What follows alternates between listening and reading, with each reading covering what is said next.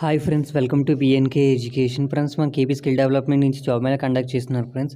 ఈ వీడియో దాని గురించి డిస్కస్ చేద్దాం. అలానే ఛానల్ కొత్తగా వచ్చిన ఛానల్ సబ్స్క్రైబ్ చేసుకోండి ఫ్రెండ్స్, సపోర్ట్గా ఉంటుంది ఫ్రెండ్స్. మనకి 20వ తారీఖుని Sathya Sai district government ITI college Hindupur నుంచి మనకి జాబ్ మేళా కండక్ట్ చేస్తున్నారు ఫ్రెండ్స్.